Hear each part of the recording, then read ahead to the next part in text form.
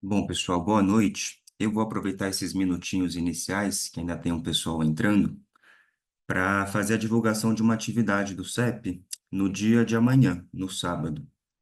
Essa atividade, ela se chama Diálogos, Ações Afirmativas Antirracistas. Ela vai acontecer amanhã, sábado, dia 26, das 10 horas da manhã até o meio-dia. E os nossos convidados para essa atividade serão Carlo Espírito Santo e Robson Silva Ferreira. A atividade é gratuita e nós estamos aí, convidando a todos, se puderem, participarem. É um tema muito interessante, tá bem? Agora vamos seguir com a atividade de hoje. Eu vou pedir só para o pessoal do suporte passar um vídeo explicativo da plataforma e aí a gente inicia. Sejam todos bem-vindos. Antes de iniciarmos a atividade, passaremos algumas orientações sobre o funcionamento da plataforma. Inicialmente, todos os microfones ficarão bloqueados para evitar o vazamento de sons externos para dentro da sala. Será destinado um espaço para perguntas ao final, onde o interessado deverá sinalizar através do ícone de mão levantada, disponível na guia de reações. Pedimos para que todos os participantes mantenham seu usuário na plataforma devidamente identificado com um nome e sobrenome. Para isso, basta encontrar seu usuário na lista de participantes, clicar em More, em seguida em Rename, preencher com seu nome e o seu sobrenome e clicar em OK. Pedimos a todos os participantes a gentileza de manter a câmera aberta durante toda a atividade. Boa noite a todos. Nós estamos aqui reunidos hoje para a atividade de um debate, cujo tema é Tatuagem e marcas corporais. O que dizem sobre o sujeito? Os nossos convidados de hoje são Daniel Rodrigues Lírio, ele é psicanalista, supervisor, mestre em psicologia social pela USP, professor do Instituto Gerar e membro do Departamento de Psicanálise do Instituto Sede Sapientiae, autor de livro e artigos sobre psicanálise, cultura e modificações corporais. Nós também temos conosco Tiago Corbizier Mateus. Ele é psicanalista, membro do grupo de transmissão em psicanálise do Instituto Sede Sapientiae, professor do curso de Administração Pública e pesquisador do Centro de Estudos em Administração Pública e Governo, CEAGP, da Fundação Getúlio Vargas, FGV. É doutor em Psicologia Social pela PUC São Paulo e autor dos livros Ideais na Adolescência, Falta de Perspectivas na Virada do Século, da editora Ana Blume, da FAPESP, e também Adolescência, História Política do Conceito na Psicanálise, da editora Artesã. Temos também conosco Viviana Senra Venosa. Ela é psicanalista em consultório particular, é membra do Fórum do Campo Lacaniano de São Paulo, graduada pelo Instituto de Psicologia da USP e mestra pela mesma instituição no IPUSP, com a dissertação O Ato de Cortar-se, uma investigação psicanalítica, sobre o tema da autolesão provocada sem intenção suicida. Como parte de sua formação, fez o curso de psicanálise pelo Departamento de Psicanálise do Instituto Sede Sapientiae e especializou-se em transtornos alimentares pelo PROATA da Unifesp, onde também trabalhou por 8 anos como profissional da equipe ambulatorial. É autora de diversos artigos e ensaios publicados em revistas e livros. Em nome do CEP, eu agradeço a presença de todos, inclusive dos nossos convidados de hoje, e abrimos a atividade desejando um bom encontro para todos. Passo a palavra agora para o Tiago.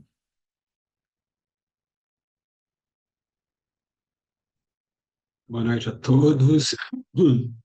Prazer e satisfação estar aqui com vocês. Boa noite, Vivi, Daniel, João, demais. Enfim, vamos ver onde a gente consegue chegar nessa troca. Muito bem. Primeiro, recebi esse convite, né, de participar dessa mesa sobre marcas corporais. No Brasil, não, acho que o pessoal deve ter se equivocado. Enfim, não é minha área, não é meu campo. Acho que, enfim, se enganaram. Aí parei um pouquinho e falei assim, bom, peraí, marcas corporais, adolescência, inscrições no nosso corpo que tem um efeito decisivo nas nossas trajetórias? Ah, não, bom, talvez eu tenha alguma coisa para contribuir. E aí me debrucei sobre o problema, e me vi tendo que fazer uma certa volta para poder chegar aí na nossa problemática, né? E vou convidar vocês para fazer isso. Vamos ver se isso de alguma maneira soma para a gente na problematização desse tema. Vamos começar pela concepção de adolescência. E se caberia a gente aqui propor a adolescência como sendo uma trajetória, um momento na trajetória da constituição psíquica do sujeito, quando esse busca um desprendimento de um determinado lugar de subordinação na cena familiar, né? Na cena familiar ou no meio social que cumpriria tal função, né, de sustentação e de subordinação, de desprendimento dessa posição na pretensão de buscar uma condição de maior horizontalidade diante dos pares, um projeto de vir a ser, ser como um entre outros, e não mais um subordinado a outros. Poder ser visto como um sujeito de desejo, um sujeito com capacidade de poder tomar a palavra, com capacidade de pensar e de agir sobre a sua realidade. Nesse sentido, a adolescência seria um movimento pelo qual, né, o projeto de um sujeito, no sentido forte do termo, estaria se realizando, com toda a vertigem que estaria envolvida nesse percurso, o que significa se desprender dessa autoridade parental e se afirmar como sujeito próprio. Nesse sentido, enfim, muitos falaram já sobre crise,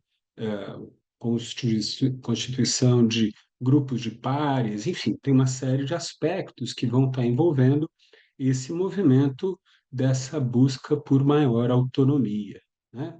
Então, dessa concepção que a gente formulou sobre adolescência, a partir aí da obra freudiana, sem dúvida nenhuma, a gente encontra uma série de outras variações, de outros autores que vão estar fazendo algumas coisas, algumas formulações mais próximas, um pouco mais distantes dessas. Mas se a gente parar para se deter, essa própria formulação, de algum modo, ela está marcada pelo processo histórico do ser humano tal como veio se configurar na contemporaneidade, né? Então, essa ideia de autonomia, de ser um frente aos demais, isso daí teria sido fruto do processo chamado de processo de individualização do ser humano, né? Processo que está muito bem descrito por um historiador alemão chamado Norbert Elias. Quem não teve oportunidade de ler, eu recomendo vivamente. Ele tem um livro maravilhoso chamado Processo Civilizador, 2 volumes, que conta essa história. Ele descreve a larga história e, em meio a isso, essa individualização do ser humano. Eu vou dar grandes pinceladas só para poder estar resgatando para você aquilo que se trata, né? Então, se vocês se lembrarem, certamente vocês estudaram a esse respeito, até a Idade Média a gente tinha uma sociedade bastante hierarquizada, rígida, e a experiência do humano nesse momento da sociedade era diferente do modo que a gente pode supor. Por quê? O ser alguém estava diretamente relacionado a tal como o sujeito era visto ali pelo meio. Vamos pegar o exemplo do que significava alguém colocar em xeque a idoneidade da senhora mãe do sujeito. Ah, você é filho bastardo. E isso era justificativa para a pessoa colocar a vida dele em jogo. Você retire sua palavra, senão te matarei. Por quê? Por que que a pessoa colocava em risco a sua vida? Era porque a existência dele dependia da honra e da legitimidade da sua posição social. Se ele seria digno de ser nobre, sangue azul ou não. Vejam, esse conflito da interioridade, da culpa e da vertigem interna, do cada um, isso daí é uma construção moderna que veio depois da experiência da Idade Média. A gente sabe que depois disso veio toda a formação da ideologia burguesa, com ela a família burguesa, que vai marcando espaços de separação, né? Então, até então, os seres humanos não tinham a prática da leitura e nem da escrita. E todos os hábitos, assim como a confissão diante do padre, vão construindo aquilo que a gente chama hoje em dia de uma experiência da subjetividade, da interioridade. Então, a psicologia como um saber, como a gente o concebe, só foi possível a partir desse percurso, quando começou a ter uma experiência do cada um, da intimidade. E a gente tende a associar a adolescência a esse processo, dessa crise subjetiva, dessa descoberta de um si mesmo, de um desprendimento do sujeito das amarras sociais, da construção de uma trajetória, de um projeto de vida próprio, diferente dos demais, né? Então, a adolescência, algo que Freud não teria propriamente se detido, ele que tinha uma certa pretensão de descrever algo da universalidade do ser humano, um traço, em alguma medida, transhistórico, acho que tem toda uma problemática aí que a ser marcada, que não vou desenvolver, mas simplesmente indicar, não teria se detido com tanto afinco, né? Esse cruzamento do aspecto histórico na concepção do humano e os efeitos disso na subjetividade do sujeito, né?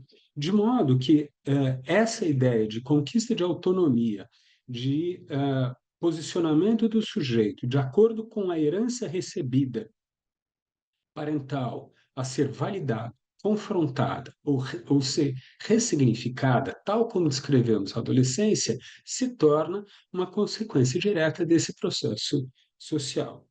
Se a gente faz essa consideração, isso nos leva a alguns desafios. Quais deles? A pensar se as mudanças sociais e problematizações que os novos cenários sociais vão trazendo vão exigindo reformulações ou não na nossa própria concepção do humano e da experiência subjetiva do sujeito, né? E nesse sentido, e nesse sentido, é, nós que somos da psicanálise, e a gente, felizmente, Freud teve a hombridade de reconhecer a psicanálise não como um saber total, né? Não como uma cosmovisão, mas como um saber que, ao reconhecer os seus limites, se joga em interlocução com outros saberes, assim como as demais ciências humanas, sabe? Poder dialogar com outros saberes de modo a refletir a respeito das suas próprias concepções. Somos chamados a pensar a partir de outros aportes, a história, a antropologia, ciências sociais, etc., a respeito do humano que está aí em meio a esse processo. E é um pouco a partir do diálogo entre esses saberes que eu gostaria aqui de problematizar essa concepção primeira a respeito de adolescência. Muito bem, então, o primeiro parâmetro para a gente fazer essa problematização. Em que medida essa concepção de adolescência, pautada no processo de individualização, valeria para a descrição dos processos subjetivos de sujeitos que Tivemos uma queda de conexão do Dr. se Tiago. herdeira da cultura europeia, mas em parte dissonante. A gente sabe que a cultura brasileira teve uma forte influência da cultura africana, da cultura árabe e, em alguma medida, também da cultura dos ameríndios. E são três vertentes culturais que vão trazer um aporte relacional significativo. Aporte relacional, o que é que eu estou querendo dizer com isso? Que não era o ideário protestante, tal como na boa parte da cultura europeia, que estava dando os parâmetros privilegiados na subjetivação do sujeito. Parâmetro protestante fortemente calcado nessa individualização. O indivíduo diante de Deus, o destino dele, Deus sabe, e ele que vai ter que afirmar o seu merecimento do desígnio divino que aguarda para ele. Né? A ideia de destino, a ideia de provação, de meritocracia, que está muito calcado do ideário do capitalismo, ele estaria sendo contraposto a outras referências, cultura ameríndia, cultura africana, cultura árabe. Cada uma delas com diferentes matizes, mas com esse traço em comum da coletividade. Ser, para cada uma dessas culturas, tem forte influência da pertença social do Estado Único. E daí o nosso desafio. Seria válido para o ser humano a gente pensar nesse processo de individualização? Vamos tomar o caso do povo indígena brasileiro. Né? Temos aqui a contribuição do Viveiro de Castro, que é um antropólogo brasileiro de destaque, e que ele faz uma leitura para a gente da cultura ameríndia como estando marcada por uma reformulação da visão de mundo e da visão do humano, de tal modo que, para ela, a natureza não seria una e a cultura não seria diversa, como na nossa cultura judaico-cristã ocidental. Né? Seria o inverso. A ideia de uma natureza múltipla diante de uma única cultura. Né? Não vou me aprofundar em Viveiro de Castro, mas só para dizer que na cultura ameríndia você pode nascer formiga, serpente ou nuvem, ou humano. Então, você vai morrendo e vivendo em diversas possibilidades, de modo que cada um não tem um sentido tal como para a nossa cultura. Né? O pertencer à sociedade, a ideia de passagem do infantil para o adulto, está fortemente calcado por esse ritual de iniciação na qual eu vou me imbuir de determinados valores e tradições que são cultivados por uma rede social ampla. Né? Então, o cumprimento de deveres e a reafirmação de práticas que me legitimam enquanto um ser social. Então, a gente precisaria repensar se a adolescência, tal como a gente concebe, seria válida por ali para a gente ver a dimensão do trabalho que a gente tem pela frente, basta a gente constatar os trágicos índices de suicídio na população indígena entre jovens, né, que agora, tendo alguma experiência com as culturas não indígenas, viveriam uma vertigem e um despertencimento generalizado, de modo a problematizar de uma maneira aguda o que seria ser alguém, já que não se é mais nessa referência indígena, tal como eles se colocam. Não estou dizendo que a adolescência não possa estar aí problematizada, mas se não teríamos que criar outros referenciais para poder dar conta dessa perspectiva. Né? Não sei como é que está meu tempo, João, só para me organizar. São 7h24 agora, acho que os minutinhos finais, Thiago. Beleza. Claro, a gente é sempre um pouco mais ambicioso de onde a gente gostaria. Uma outra problematização vem das narrativas decoloniais, né? Com toda a questão da desigualdade estrutural que vem nos acompanhando, se não vai trazendo lugares de reconhecimento muito distintos para os diversos sujeitos que se encontram na cena social.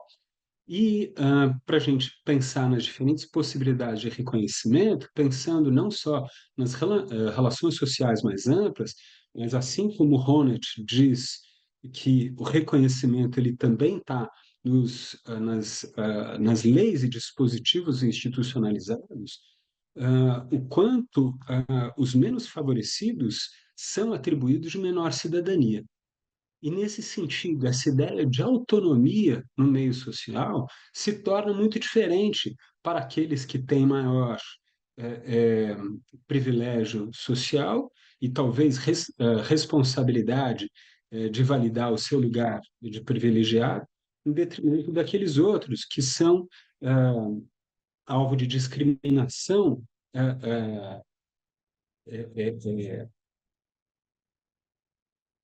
reincidente, né, cerceando deles a possibilidade de se reconhecerem como sujeitos. Esse cerceamento vai definir se eles se reconhecem ou não? Não. A singularidade do sujeito está preservada e mantida como tal, mas se o desafio para eles se torna muito maior, na medida em que eles não vão ter respaldo, o respaldo deles vai ser muito menor. Talvez a gente possa ter, eles possam encontrar alguma resiliência no meio familiar, mas no meio social ampliado, enquanto eles vão estar cerceados da possibilidade de, de se reconhecerem como sujeitos capazes de pensar, agir e se posicionar frente ao meio. Falei e não entrei em marcas corporais. Pois é, pegadinha, né? Então, se cada um de nós não teríamos marcas corporais a serem significadas, ressignificadas, assumidas ou transformadas a partir da herança com a qual nós nos defrontamos. Talvez hoje muitos jovens busquem uma negociação atroz diante dessas marcas, buscando construir eles novas marcas, na fantasia e utopia de que eles sejam autônomos diante dessa possibilidade de ditar quais as marcas corporais que eles estariam reconhecendo. Talvez numa tentativa de apagamento das marcas anteriores, risco de ficar alienado diante das suas próprias heranças. Então, apresento essa problematização menos como uma afirmação e um fechamento, não é uma análise cabal a respeito do assunto, mas um campo de diálogo que a gente possa, investigação que a gente possa fazer a partir dessa problematização com outras referenciais das ciências humanas que vem instigando a reflexão, novas reflexões no campo aí da psicanálise, em particular a respeito dos saberes sobre adolescência. Obrigado, vai ser uma satisfação poder conversar a respeito, gente. Muito obrigado, Tiago. Vou então passar a palavra para o Daniel.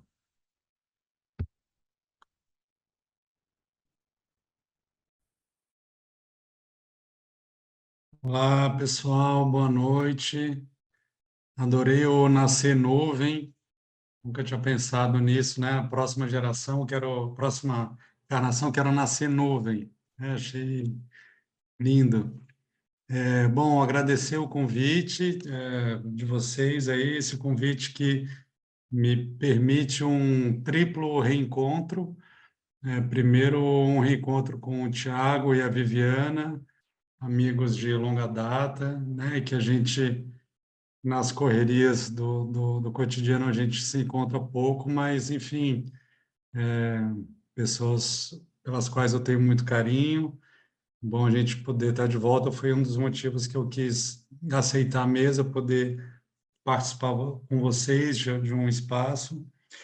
Segundo, é um reencontro com o CEP, porque eu dei aula no CEP durante alguns anos, né? Mas saí faz talvez uns 7, 8 anos, mas é um lugar também pelo qual tenho carinho, fui muito bem acolhido e tenho boas lembranças.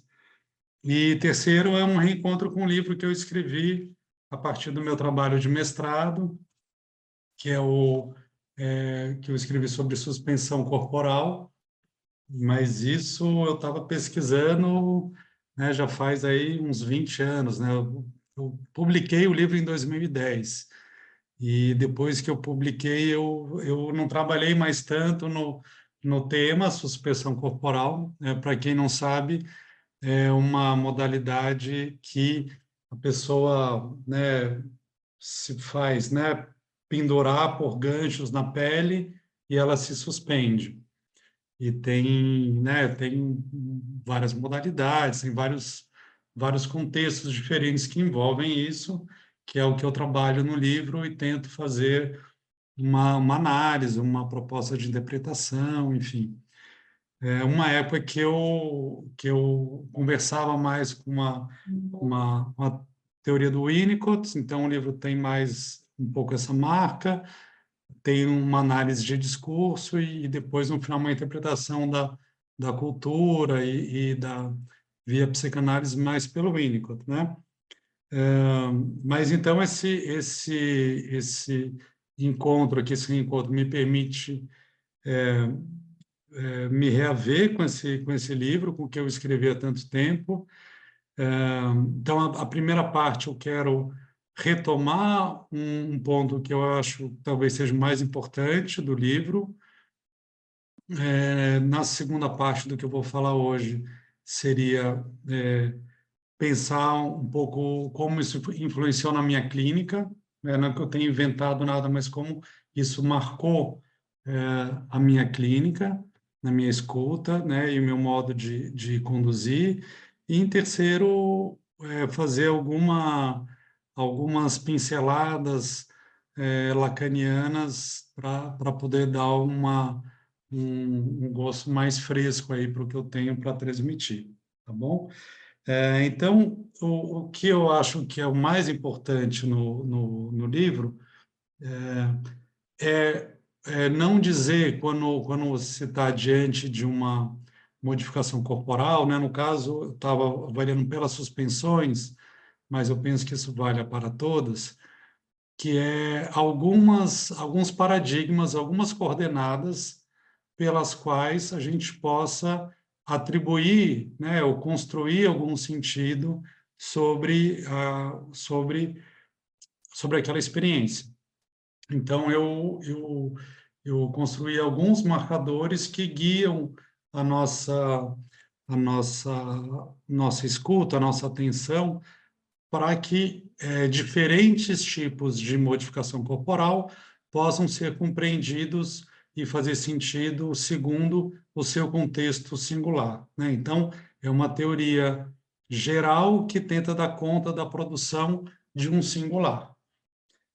O primeiro desses elementos é o saber, né? Eu vou sempre fazer uma experiência de um paralelo aqui entre a suspensão corporal, que é o que eu trabalhei, e a tatuagem, porque, enfim, era o que estava no título da mesa, né? Então, poderia ser como qualquer outro, mas eu vou fazer essa experiência com a tatuagem e depois, qualquer dúvida, a gente vai poder falar sobre isso.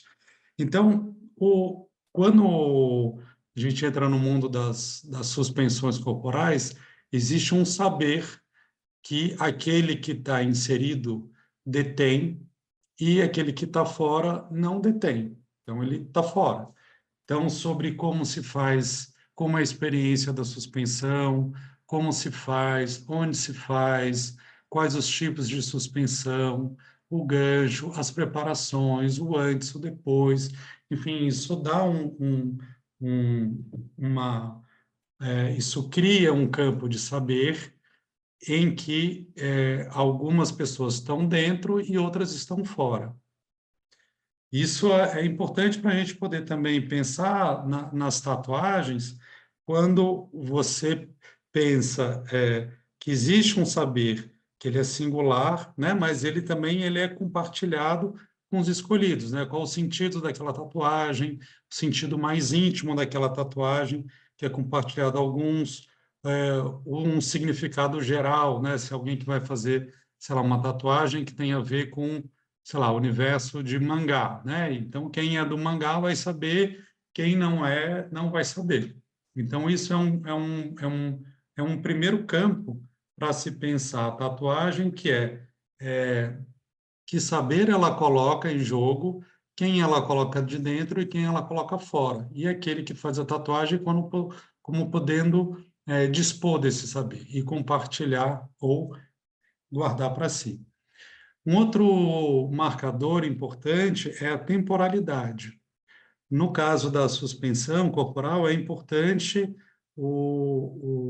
a quantidade de tempo que a pessoa fica, ainda que isso não seja uma competição para quem vai ficar mais tempo, mas tem uma tensão entre o tempo lógico e o tempo cronológico, né? O tempo do relógio e o tempo subjetivo. E nessa tensão se faz também uma produção de uma determinada forma de experiência. Então, esse é um campo da experiência, você pensar a temporalidade daquele tipo de experiência, né? Na tatuagem, isso também é um marcador muito importante. Quando você vai falar com alguém sobre a tatuagem, qualquer marca, aquilo diz de uma época da vida e aquilo eterniza uma época da vida também que está marcada no corpo. Sem falar que tem, né, então, o tempo que ela foi feita, a ordem que a tatuagem foi feita, como ela resgata aquele tempo. Então, isso diz de uma determinada forma de estar no mundo. Um outro marcador importante é o da fusão e da diferenciação, porque quando você está numa prática, você entra numa determinada comunidade, entre pessoas que estão compartilhando aquele mesmo tipo de experiência. Então, no caso da suspensão corporal, você tinha as pessoas que participavam daquele evento, as pessoas que se conheciam, que trocavam, que tinham saberes comuns e que conviviam, e que elas sabiam, né, se sabiam detentoras do mesmo saber, da mesmo tipo de experiência. Então, isso cria um laço que a gente pode chamar de um tipo de fusão, né, ou de companheirismo, aí depende do referencial que você quiser, ao mesmo tempo que ela permite uma singularização daquele sujeito. Então, pegando um pouco, né, o que o Tiago propôs no final, né, com isso das marcas, né, como alguém pode, fazendo alguma coisa que é compartilhada por um subgrupo dentro da sociedade, ela pode produzir uma singularidade, ela pode se produzir de um jeito que seja único. Então, ao mesmo tempo que ela permite uma fusão, ela permite também uma singularização. A gente pode falar que existe uma linguagem em cada uma dessas marcas, onde cada um vai poder se singularizar, né? No caso fazendo esse paralelo com a tatuagem, também cada tatuagem, embora ela possa ser repetida, vai ter algo de novo, seja no lugar, no como ela foi feita, o tamanho. Então, tem sempre algo que vai chamar para alguma produção singular dentro de um universo que seja compartilhado. Então, muito bacana isso que o Thiago falou, né? Como a pessoa pode adquirir uma linguagem a partir da criação de uma marca. Um outro marcador importante é um marcador que eu chamei de performance. Performance aqui é em oposição a desempenho, que estaria mais como algo típico do século XX, né? O desempenho no sentido de uma quantidade que você produz que te mede e te compara com o outro. Então, você pode ter mais ou menos. E isso que eu estava pesquisando no século, início do século XXI, né? Já com alguma coisa que dava marcas de experiências que as pessoas iam produzindo, que elas estavam menos marcadas pela busca do desempenho do que da busca por uma performance. Performance como algo que vai, ao mesmo tempo, ela exige uma habilidade, uma capacidade, uma disposição do sujeito, mas ela não está necessariamente para sobrepujar um outro, ela está mais para fascinar o outro, ela está mais para uma produção estética que convide o outro ao campo da fascinação. Então, até se a gente pensa os esportes típicos do século XX, e essas novas modalidades esportivas do século XXI, né, skate, bike, claro, tem uma competição, porque precisa da competição para poder validar aquele espaço, mas elas têm um caráter de gerar uma fascinação no outro, antes de tudo, né? E no caso das outras modificações, né, das tatuagens, né, o piercing, outras marcas corporais, a gente também pode supor isso, que há um caráter de uma performatividade. É, aqui, performatividade, também quando a gente pensa, né, nas referências do que seria um pensamento pós-moderno, em oposição ao que seria típico do pensamento moderno ele trabalha com uma ideia de interioridade e com a ideia de verdadeiro e falso, de mais adequado ou menos adequado. No caso de um pensamento mais contemporâneo, que era a minha visada nesse trabalho, você não trabalha com uma noção de uma interioridade ou de uma positividade do ser. Então, é a ideia que o ser ele se faz numa atividade performática, né? Não que ele seja fingindo, mas no sentido de cria uma subjetividade ali naquilo que ele está fazendo. Então, quando a gente pensa, né, numa pessoa que tem muitas marcas corporais, seria uma pergunta que não cabe imaginar como seria aquela pessoa sem aquelas marcas, porque aquilo faz tal parte do sujeito que aquilo produz um tipo de sujeito, produz um modo de estar no mundo. Um outro marcador aqui que é importante é o da atividade e passividade, né? Que é, nas suspensões corporais, existe um campo das atividades do profissional que vai fazer a atividade, vai promover a suspensão, né? Ele que vai cuidar da área, esterilizar, né? Fazer os ganchos, colocar os ganchos, pegar lá as polias, né? Que existe, né? Tem que ter um conhecimento grande para poder fazer com que cada gancho, cada corda esteja no mesmo nível para que a pessoa seja suspensa de um jeito adequado, né? Não fique uma força maior em um gancho do que no outro. Então, existe outro campo do trabalho dessa pessoa e também dos cuidados afetivos, emocionais que ela vai ter com o outro, que está passando pela suspensão, e a pessoa que vai passar pela suspensão, né, que vai ser suspensa, também tem uma atividade, no sentido que ela escolhe a modificação, ela pode modelar o ambiente, eventualmente escolher a música que vai tocar, então ela vai ter que suportar aquela dor e ela vai interagir com o outro, uma plateia que, portanto, também tem uma atividade. Então, vocês veem que cada uma dessas posições, né, ela não nenhuma é completamente ativa e nenhuma é completamente passiva, mas tem uma dialética de atividade e passividade, onde você tem uma atividade, mas você se faz passivo também.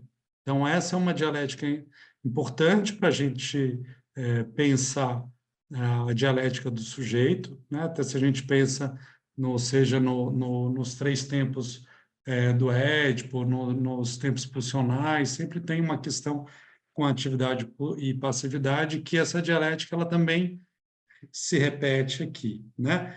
E no campo das tatuagens também você tem claro, uma atividade do tatuador, mas também tem uma relação da atividade de quem vai ser tatuado por escolher a tatuagem, suportar aquilo e entrar nesse jogo de um sujeito que se faz objeto também. Então, é importante a gente atentar para essa dialética que a gente vai ver depois quando a gente pensar como é esse se dá a visão, né? Se dá o olhar do outro, algo que eu vou tratar um pouco mais para frente. Então, a partir dessa pesquisa, né, esses foram os marcadores principais que eu encontrei a partir da análise dos discursos. Eu não vou dizer que eu inventei isso, obviamente não fui eu que inventei, isso já está de modos variados, mas é algo que eu tenho desenvolvido muito na minha clínica, que é essa ideia de atentar para a cena que se constitui, a cena que o sujeito traz em análise. É claro que isso está, né, com Freud, está primeiro no bate numa criança, isso aparece, depois na análise do discurso aparece, né, com Lacan isso aparece, mas eu penso que a partir dessa pesquisa que eu fiz, e a partir dessa busca por entender que cena era essa que aquele que vai passar por uma suspensão está produzindo, que serve também para a gente pensar que cena que alguém que faz uma tatuagem, ou vamos ver quando a Vivi for tratar, né? Que cena é essa que alguém que se corta vai produzir no seu ato, que é uma cena, ela tem que ter pelo menos três elementos. Ela tem que ter pelo menos três participantes, né? O sujeito, né? Aquele que ele tá se referindo, tá num contato direto, né? No caso da suspensão, né? Tem o profissional e tem o que vai subir na suspensão e tem um público, né? Ou a gente pode pensar nas figuras clichê da criança, o pai e a mãe, ou quando é a criança com uma mãe, mas vai ter um outro, né? Que a gente vai chamar no lacanismo do grande outro, que vai dar referência. Então, essa ideia de que cada cena ela tem que ter pelo menos três elementos, pelo menos três personagens, e que o modo como esse terceiro entra, o modo como esse outro, o grande outro entra, é que vai dar sentido para aquela cena. Então, o sujeito ele vem, né, no primeiro momento de análise, numa posição que a gente chama de posição alienada, uma posição de alienação, de submissão aos significantes colocados pelo outro, e a tarefa da análise, né, num primeiro momento, vai ser compreender qual é a cena mais concreta que está em jogo, que é uma cena relativamente acessível para o sujeito. Num segundo momento, ela vai formular, né, retomando o Freud do Bate numa criança, né, ele vai construir uma fantasia. Então, vai ter uma construção de uma fantasia fundamental, onde então vai ficar claro o modo como esse sujeito supõe que vai satisfazer a demanda do outro, né? O que seria um modo de gozar. Então isso vai ser compreendido a partir dessa cena com três, né? Então outro dia, né, numa aula teve uma aluna que perguntava assim: bom, mas eu retomo, né? Eu vou lembrando né, com o meu analisando essa cena infantil, mas ele só repete, isso não muda. Mas aí, quando eu fui averiguar, era uma cena que tinha dois, era a criança com a mãe. E aí eu perguntava, bom, e o terceiro? Onde está o terceiro aí? Esse terceiro que vai dar o sentido a partir do qual a gente vai conseguir compreender essa, essa fantasia, né? E depois superando, né, atravessando essa fantasia, é o que a gente vai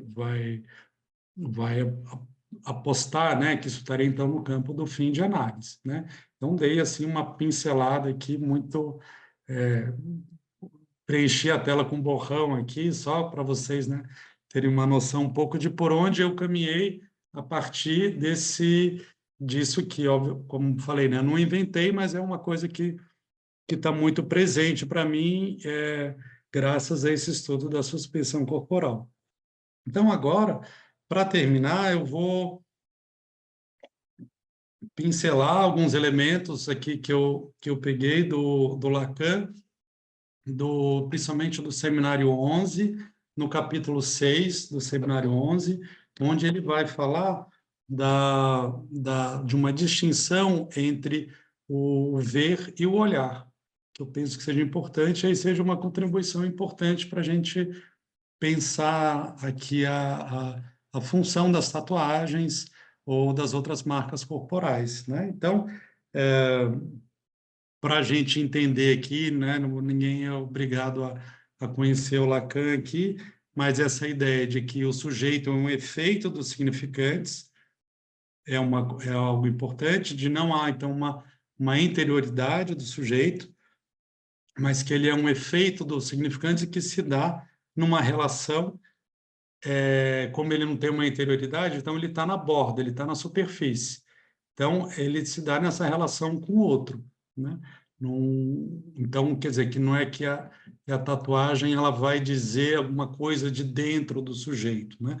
Mas a ideia de que o sentido disso vai aparecer na relação entre essa superfície, entre esse sujeito da superfície e o outro, entre esses significantes e o outro.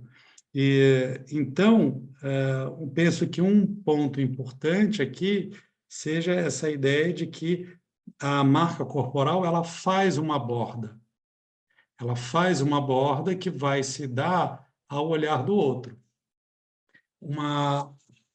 E nesse capítulo 6 do Seminário 11, ele fala uma coisa interessante, que é que antes do ver existe o olhar. Aqui a gente pensa o olhar mais no campo da pulsão, do real, e o ver no campo do imaginário. Antes do ver existe um olhar, e antes do olhar existe um dar-se a ver. Então, a tatuagem seria um dar-se a ver que vai capturar o olhar, que vai estar antes do olhar. E isso é curioso quando a gente vê isso na tradição desses pensadores franceses, aí da década de 70, 80, eles vão falar de um jeito curioso, que é como se o outro também me olhasse. Né? Quando a gente pega no Merleau-Ponty, né? Em outros pensadores ali, vão pegar, bom, a tela do Monet, ela está me olhando, não sou eu que estou olhando para a tela. Né? Então, esse dar-se a ver com uma tal força pulsional que exige o olhar do outro, que captura e exige o olhar do outro. Então, trazendo isso para o campo das tatuagens, né?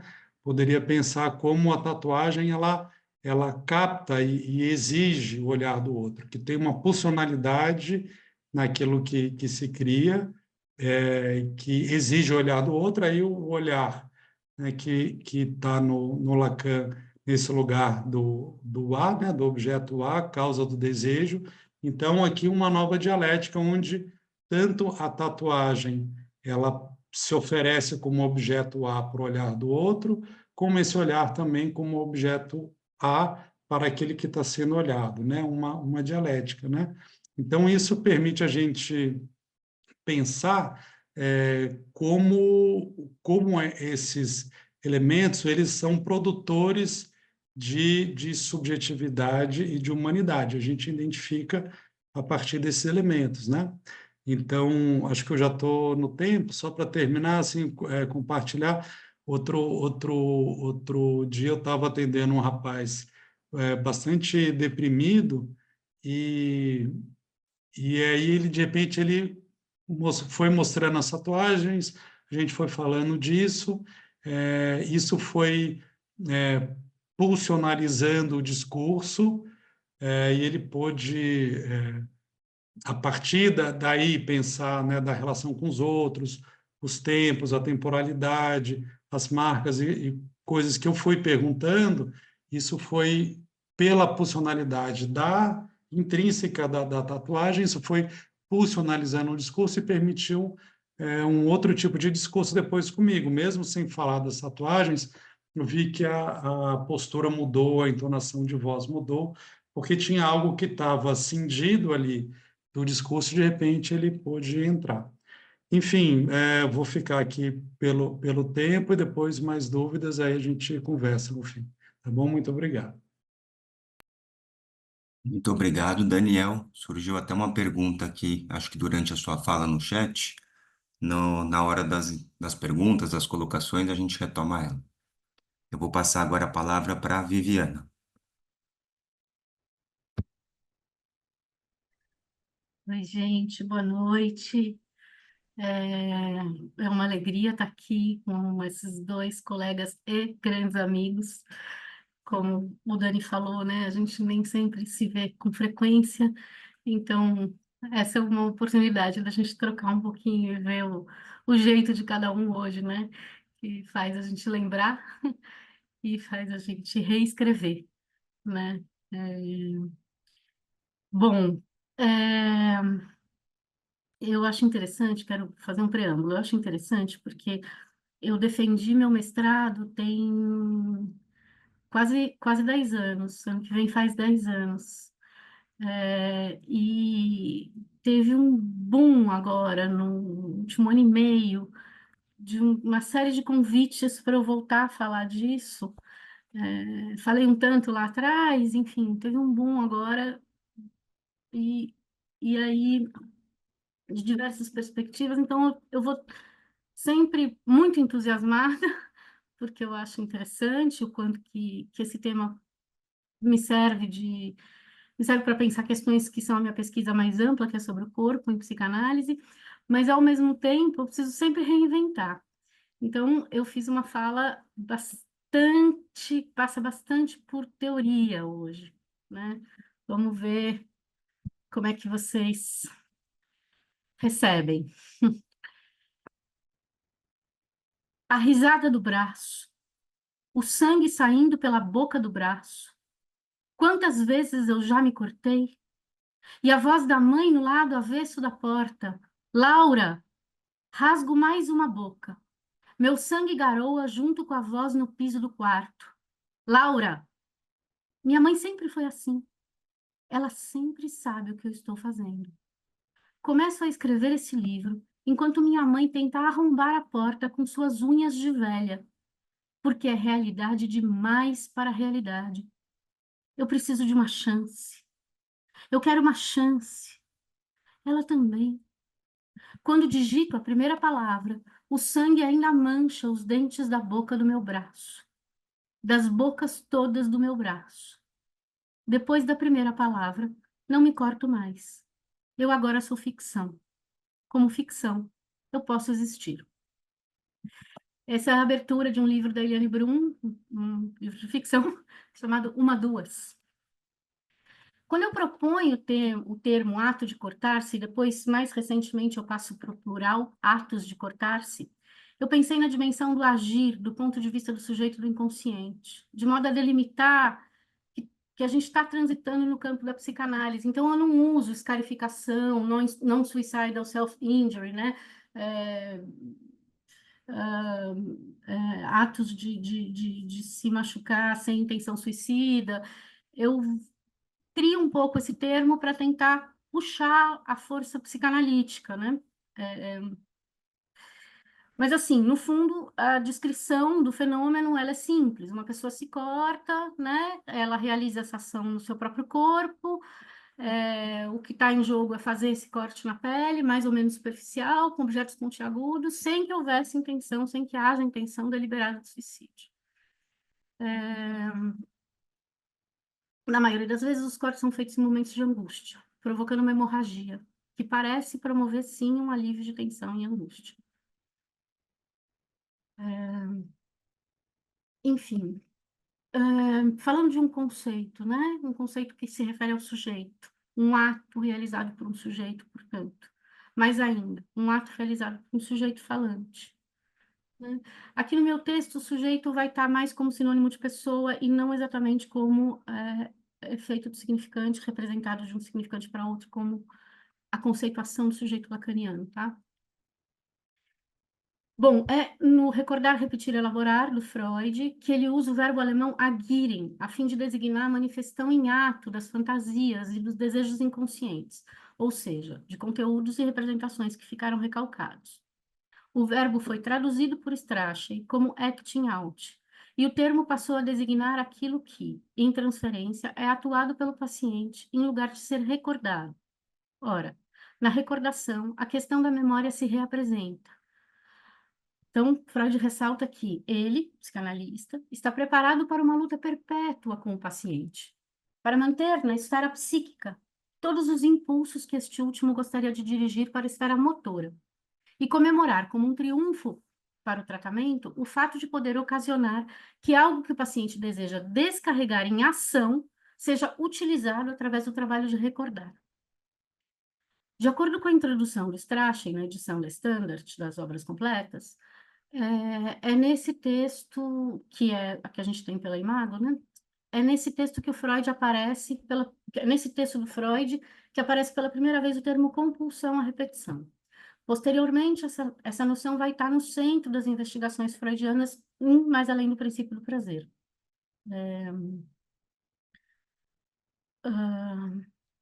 A relação de fala e escuta, analisante-analista, se dá sob transferência, a gente sabe, né? O trabalho de recalque continua, evidentemente, operando, né? E é por esse motivo que Freud diz que, ao mesmo tempo, a transferência é motor e impedimento do trabalho analítico. As recordações das marcas das experiências sexuais infantis são verbalizadas em transferência. Aqui no sentido de sexualidade que o Freud imprime, tá? Sexualidade infantil. É claro que não de forma direta e escancarada, contudo, desde que em tratamento, para viabilizar a elaboração psíquica. Mas não é apenas verbalmente que o analisante se expressa. O sujeito também se põe em transferência. Isso que o Dani falou um pouco de cena, né? Ou seja, se localiza numa posição determinada. Que o Freud fala. O paciente não recorda coisa alguma do que esqueceu e reprimiu, mas expressa-o pela atuação, ou atua-o. Act it out. Ele o reproduz, não como lembrança, mas como ação. Repete-o, sem naturalmente saber o que está repetindo. Bom, a gente admite que a obra freudiana não é um conjunto de explicações límpidas e claras e que percorrer a sua topografia muitas vezes se deparar com acidentes conceituais. Então, o termo compulsão à repetição aparece no texto de 1914, recordar, repetir, elaborar, mas também aparece em Além do Princípio do Prazer. A questão que fica é, se em 1914 a compulsão à repetição é uma atuação dentro de um composto sintomático, em 1920, Freud não deixa muito explícito, mas o termo ganha outra conotação, mais ligado dessa vez à economia psíquica e designando os movimentos de intensidade desde o aparelho psíquico e notadamente relacionado ao conceito de pulsão de morte. Se a construção de um saber se dá em psicanálise, né, pela linguagem é fadada ao equívoco, a ação, ou melhor, o agir, está mais relacionado à angústia e sua certeza. O Lacan diz, agir é arrancar da angústia a própria certeza. Agir é efetuar uma transferência de angústia. E é nesse momento do seminário que Lacan apresenta... Seminário 6, tá? Eu estou aqui usando o seminário 6 do Lacan, vocês se localizarem. Todas as citações são do seminário 6. E é nesse momento do seminário que, desculpa, fiz um lapso. Eu estou no seminário do desejo, mas, na verdade, eu estava me referindo ao seminário 10, o da angústia. Acho que não é qualquer um, esse lapso. Nunca é, mas esse em especial. Eu acho que tem uma articulação entre desejo e angústia aí. Então, o Lacan articula no seminário 10, né, o quadro da angústia, botando 9 termos em 2 eixos. O eixo vertical, que é o eixo do movimento, e o eixo da dificuldade, que é o eixo horizontal. A angústia está no mais extremo dos 2 eixos. Então, aquilo de maior movimento e maior dificuldade. Logo em cima, a gente tem acting out, passagem ao ato, um de cada lado, e inibição, sintoma e angústia na diagonal. Esse quadro não é difícil de achar. Quadro da angústia, seminário 10... mas eu não vou aprofundar muito nele. Eu vou falar do acting out da passagem ao ato, né? Então, quando o ato de cortar se acontece enquanto acting out, é preciso compreendê-lo como um agir para cortar a iminência de fusão com o outro, de se tornar objeto do outro. Lembremos que a angústia, mesmo que a gente sempre seja em alguma medida, né? Mas é algo da ordem da fantasia, né? Lembremos que a angústia é um afeto à deriva, e o objeto A, que o Dani falou também, produto enquanto resto da divisão subjetiva. Portanto, o acting out é uma ação do sujeito para reassegurar seu lugar de faltante, considerando que o objeto faz borda à falta, a castração. O ato de cortar-se, enquanto acting out, pode ser considerado como uma forma de rebordar esse contorno, no nível do corpo. Mas se ele fosse eficaz, bastava um corte. No entanto, se produz, em geral, uma repetição. Corte, corte, corte, corte, corte. Penso que é mais raro que um ato de cortar-se se efetive enquanto passagem ao ato. Ainda assim, quando se efetiva enquanto tal, trata-se de algo mais radical, de um processo psíquico que implica um recurso drástico do ponto de vista da posição do sujeito para lidar com a angústia que o arrebatou. Na passagem ao ato, não há mensagem a ser decifrada, não há endereçamento. O sujeito é completamente apagado da barra que o funda, na medida em que se identifica com o objeto A. E esse objeto, sobremaneira, se presta a uma identificação tão maciça, né? Então, acting out e passagem ao ato são, portanto, dois tipos de resposta do sujeito diante da angústia. Respostas diferentes do sintoma, na medida em que o sintoma é uma solução de compromisso, né? É só quando ele não funciona, ele está mancando, que uma pessoa vem procurar um analista, né? A angústia no sujeito neurótico manifesta-se diante de uma falta, da falta da falta. E o que faz borda, circunscrevendo a falta, é exatamente o objeto A.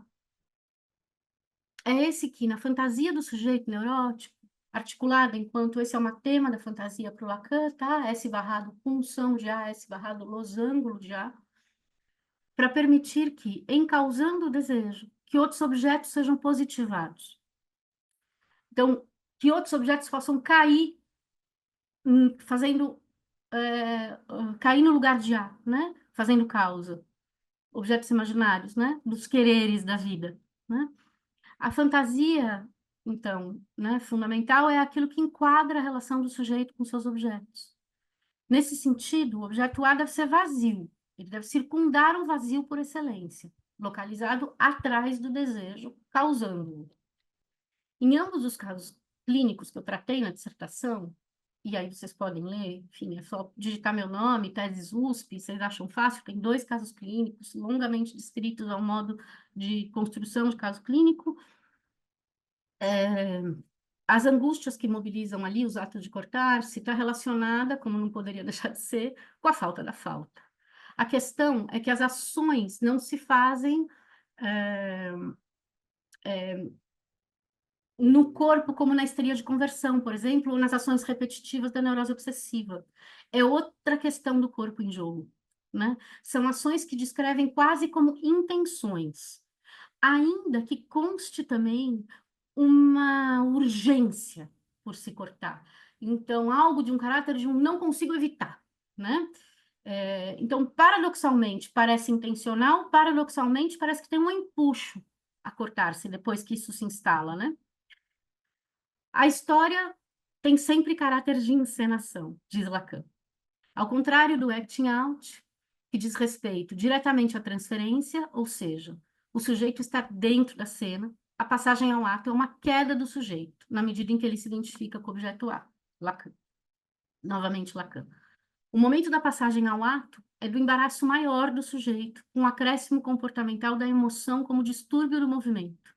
É então que, do lugar em que se encontra, ou seja, do lugar da cena em que, como sujeito fundamentalmente historizado, só ele pode manter-se em seu status de sujeito, é aí, nesse momento da passagem ao ato, que ele precipita fora da cena. O Lacan fala em defenestrar, né? Então, da cena para o mundo, o Lacan diz, né? Da cena, nesse sentido, da cena fantasmática, né? O aparelho psíquico do Freud, na primeira tópica, é construído de modo que me faz pensar um esquema de input-output, né? Então, da extremidade percepção, passando pelos traços até a extremidade pré-consciente-consciente. Considerando que o arco reflexo é um modelo para a construção desse aparelho, com Freud fica claro que é um fora-dentro-fora. Mas agora eu faço um salto e digo que isso me faz pensar que, ao propor a banda de Moebius, Lacan acaba com essa dicotomia, que é aquela banda em forma de 8, né, que faz uma torção, que não tem duas bordas, tem uma borda só. Então, surge um modelo de constituição subjetiva em que a linguagem, enquanto grande outro, permite o advento do sujeito a partir de uma operação significante. Não há mais dentro-fora, no sentido de fora, linguagem, outro, em oposição a dentro, sujeito inconsciente. A linguagem habita o corpo do sujeito, e é pela operação significante que o corpo pode passar a ser um corpo desejante. A partir disso, o sujeito, do ponto de vista da psicanálise, não está mais localizado em um interior. Ora, Freud trata do corpo de duas formas. Corpo simbólico, corpo da representação, do sintoma. Corpo traumático, corpo das intensidades, dos excessos que invadem e rompem um escudo protetor. Bom, ainda com Freud, a angústia é um sinal que causa recalque. Para Lacan, a angústia é um efeito, arrisco dizer também um indicador, mas do quê? Daquilo que se efetiva, invertendo mais ainda a noção de causa e efeito. A angústia, para Lacan, um efeito de algo que vem para causar, no sentido da gíria adolescente do termo. Muito obrigada. Muito obrigado, Viviana. Obrigado, Daniel. Obrigado, Tiago. Nós vamos abrir agora, então, para as colocações, comentários, perguntas, para o debate mesmo, pessoal. Como foi dito no vídeo explicativo, basta usar o ícone de mão levantada que eu vou liberando para a gente fazer perguntas. A Viviana tinha sugerido da gente fazer algumas colocações, perguntas, enfim, em blocos. Então, talvez juntar umas duas, três, e aí abrir para os debatedores discutirem a questão. Tá bem? Fiquem à vontade.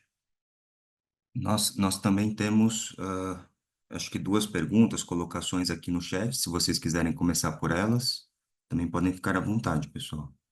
Tem duas perguntas, a gente tinha falado, né, em blocos de três, não sei se alguém quer fazer mais uma para a gente fazer em blocos de três, ou se eu já respondo essas duas.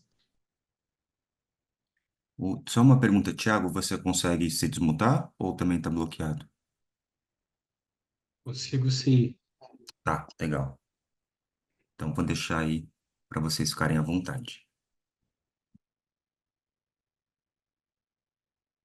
Bom, tem primeiro uma pergunta aqui no chat, é sobre... Não sei se a pessoa quer... Será que eu leio, as pessoas querem perguntar, elas falarem? Como vocês acham melhor? Se as pessoas quiserem falar, é legal, né? Mas Porque a também gente vê quem não é está falando, obrigado. né? Não responde É, Sim. Bom, temos até mais uma que surgiu agora no chat. Pessoal que escreveu no chat, se quiser falar, pessoal, é só usar o ícone de mão levantada até para eu localizar vocês aqui e liberar o microfone. é, Ou então, é, se tiverem tímidos, eu acho que quem... Se a pessoa puder fazer a pergunta, eu acho mais aqui, ó. legal você saber para quem está respondendo, né? Tá, a Cássia levantou a mão, ela que fez a primeira colocação aqui. Oi, oi, estão me ouvindo? Estamos, cá. Sim, Eu achei bem interessante, né, essa questão de um sentido no corpo, né, de marcar o corpo. E aí, nesse sentido, eu pensei sobre a questão de apagar a tatuagem. Então, eu queria que você falasse um pouco sobre isso, né, de certa forma, apagar o que foi registrado. Algo mais nesse sentido. Uhum. Sibeli? Cibele, deixa eu liberar aqui o microfone.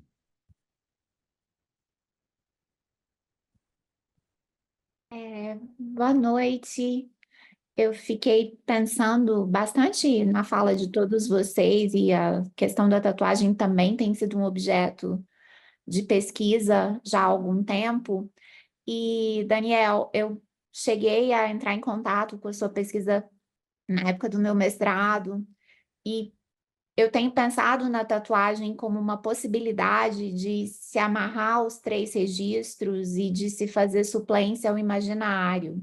E aí, te ouvindo, eu queria perguntar se faz sentido também pensar na suspensão a partir daí, né? Como uma possibilidade de se fazer suplência ao registro do imaginário, a se manter esse corpo de uma maneira que seja unificada o bastante para que o sujeito não se desorganize.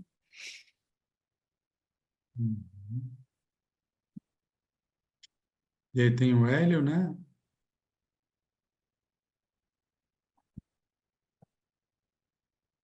Temos o Hélio e o Charles também na sequência.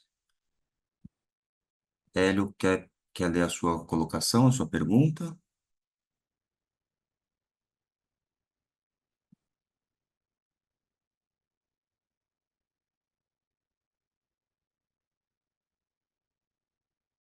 Vou passar para o Charles, então, enquanto a gente espera o Hélio.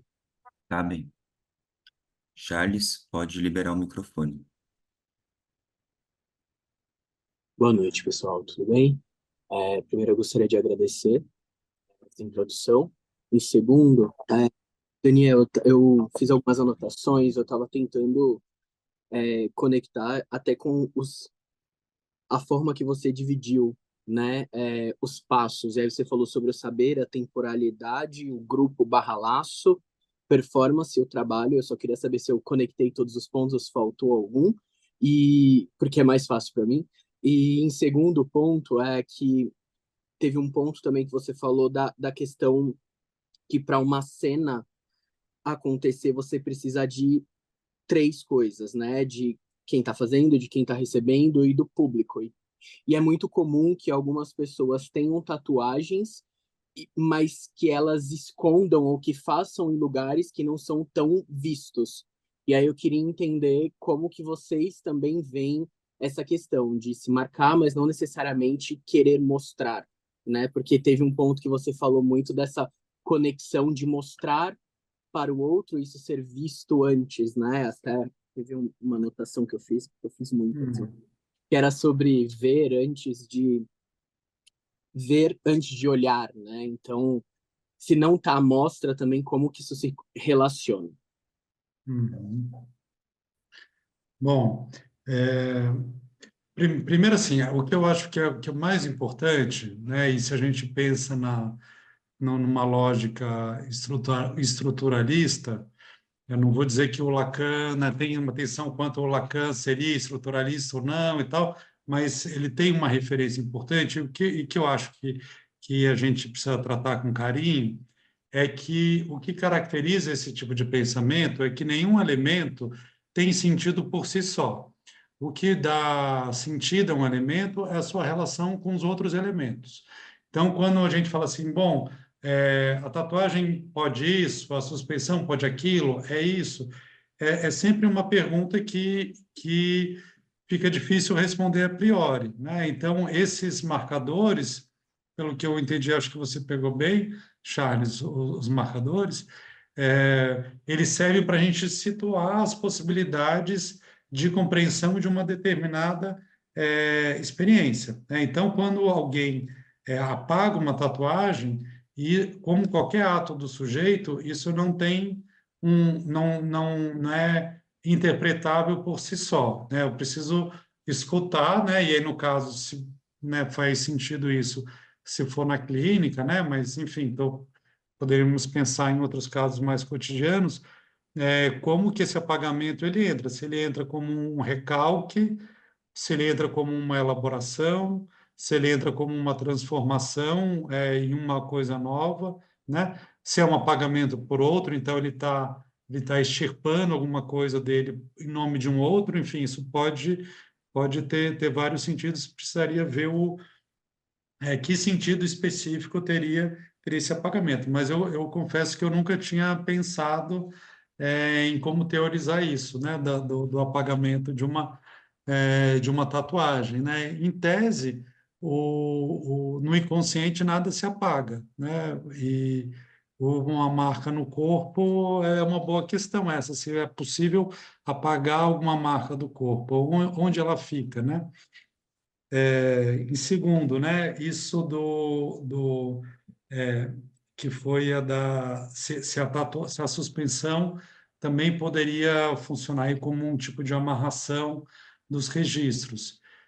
Eu acho que tem elementos para a gente pensar que sim, né, para pensar nessa direção, no sentido que ela implicaria algo no campo do imaginário, né, no sentido do corpo como imaginário, algo no campo do real e algo no campo do simbólico, no sentido que eu falei para vocês, como você entra numa determinada comunidade com uma linguagem, com uma visada singular. Então, você está entrando com algo, produzindo uma singularidade, né? Lacan poderia dizer produzindo S1, né? Um S1 singular, em algo que, ao mesmo tempo, toca implica o corpo, mas é mais do que o corpo, tem algo do real. Então, teoricamente, sim, né? E aí é interessante quando a gente pensa que tem isso como eu falei, bom, a tatuagem faz borda, é, mas ela faz borda no real ou ela faz borda no imaginário?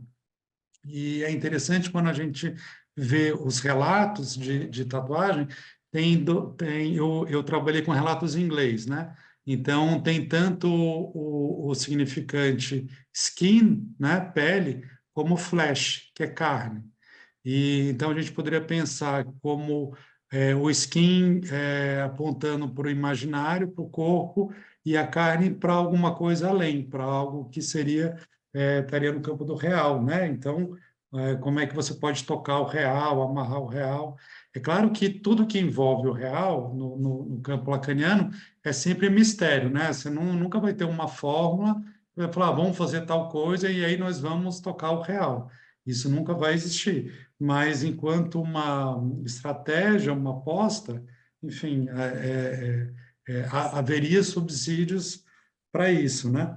E por fim, para eu também não tomar muito tempo da cena do não visto, né? Como o Charles perguntou, é, a gente não tem como fugir do outro, né? Do grande outro. Então, quando você faz uma tatuagem, ela pode ser uma tatuagem para ser vista ou para ser não vista. Então, quando a pessoa fala, eu vou fazer essa tatuagem e vou cobrir, está implícito na cena esse outro que vai não ver a tatuagem que eu fiz. Isso faz parte da feitura da tatuagem. É diferente, sei lá, se ele tivesse. Né, porque não tem como você pensar alguém que seria sozinho, porque mesmo numa ilha deserta teria um outro. Se o outro tivesse aqui, o que ele ia olhar, o que ele ia dizer.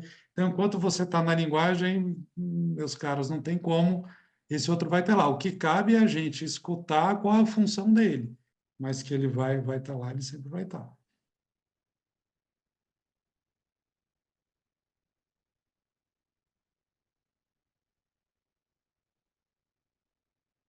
Bom, antes de passar para a pergunta da Mariana, oi Mari, tudo bom? Vamos ver aqui. Eu quero dar uma palavrinha, assim. Primeiro, em relação à pergunta do Hélio, o comentário do Hélio, eu vou me permitir um xiste, Hélio.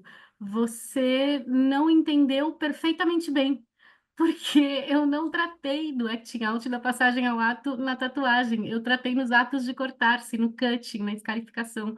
Essas pessoas que por angústia se cortam, fazem, né?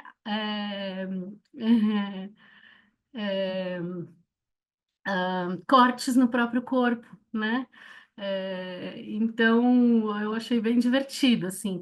Eu não pensaria a tatuagem em cima dessas duas chaves, né? Por quê? Porque quando eu falo de atos de cortar-se, como sendo atos de escarificar-se, eu estou falando de um modo de sofrer, né? E tatuagem, suspensão, passagem pela adolescência, claro que tem os sofrimentos singulares, né? Aí a tatuagem pode ser tatuagem de um luto, pode ser, né? Uma série de coisas. Os rituais também podem estar imbricados com sofrimentos, né? Mas, de alguma forma, eu acho que tem um contorno cultural que é de outra ordem, né? Eu gosto muito de uma fala do Davi Le Breton, que tem algo do cutting, da escarificação, disso que eu chamo de atos de cortar-se, que é uma espécie de ritual solitário, né, para tentar dar conta de algo, né, E então, também aproveitando a pergunta, desculpa, gente, eu estou melhorando de uma gripe. A pergunta do Charles, né?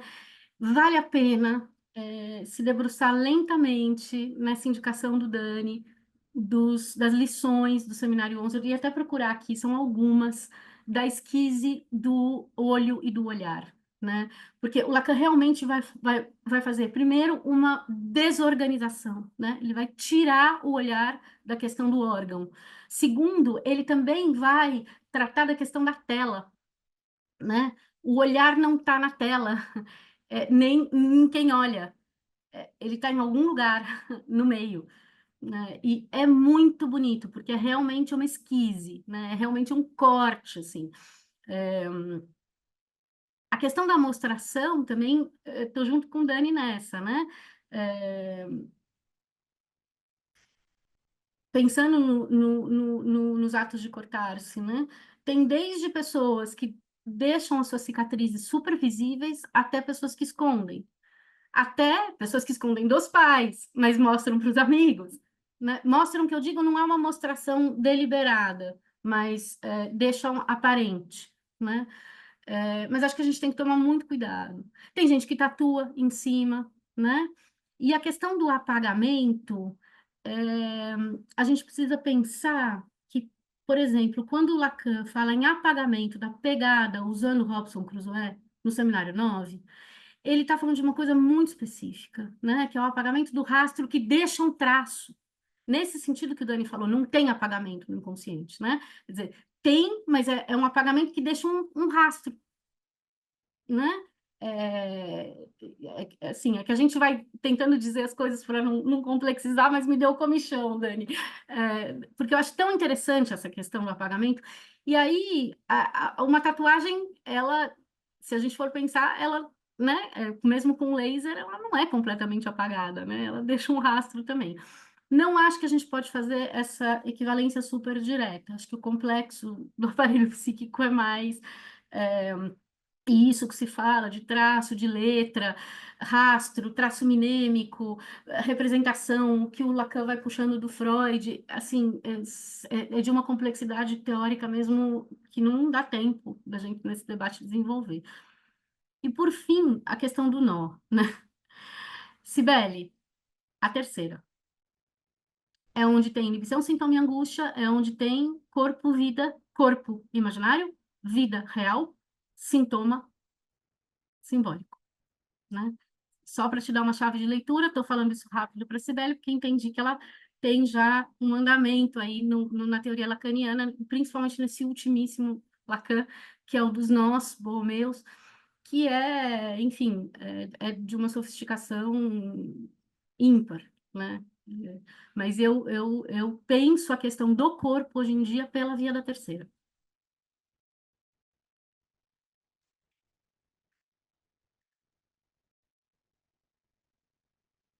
Bom, podemos abrir então para a fala da Mariana. Vamos lá. Boa noite. Eu vou tentar tentar explicar um pouco, não sei se vai ficar claro. Minha pergunta é para Vivi. Em relação ao ato de cortar-se, do cutting, né? Sempre é um ponto que eu acho interessante, sempre me fisga. Porque é o seguinte, esse ato de cortar-se enquanto uma borda, né, assim, numa tentativa de aplacar, lidar com essa angústia, eu posso pensar nela enquanto um endereçamento, né, no sentido do cutting, como algo que é endereçado, diferente, por exemplo, né, no caso do acting out, do ato de cortar-se, do cutting no acting out, como um endereçamento. E no caso da passagem ao ato, né, em que o sujeito, de alguma maneira, se identifica com o objeto A, enquanto uma ruptura de algo, Não sei se eu me fiz clara, mas é isso. Falar um pouco do acting out e da passagem ao ato no cutting, e dessas, enfim, possíveis diferenciações, assim.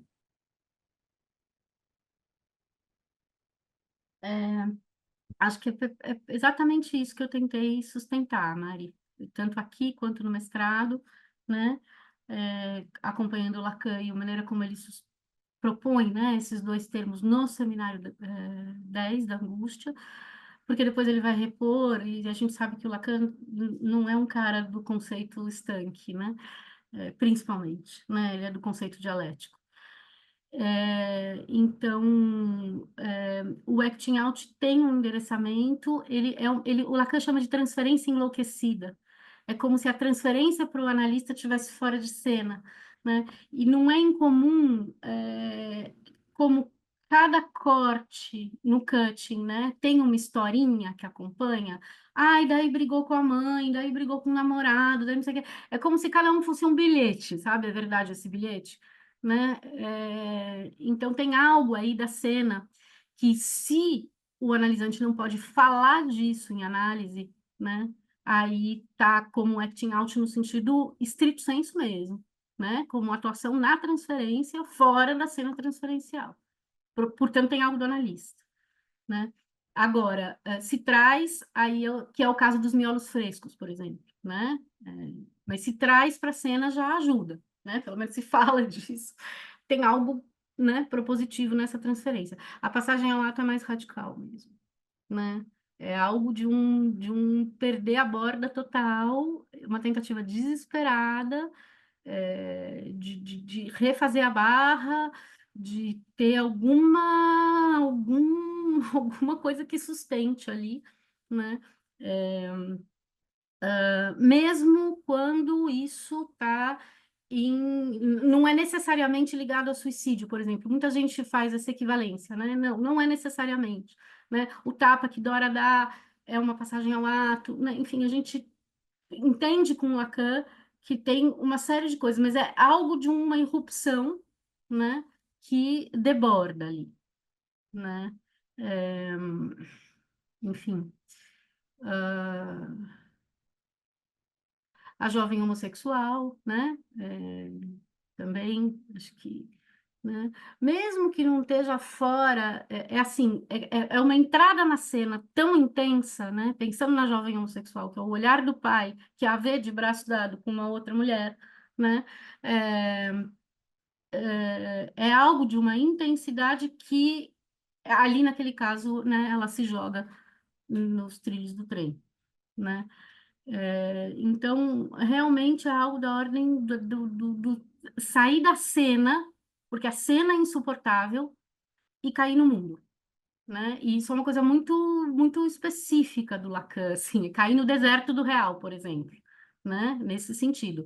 Lembrando que o real é produzido desde a linguagem, então não é que sai fora da linguagem, né? Mas, de qualquer forma, né? Tenta sair da cena transferencial, porque essa transferencial no sentido cena primária, né? Cena fantasmática, na verdade, porque está insuportável.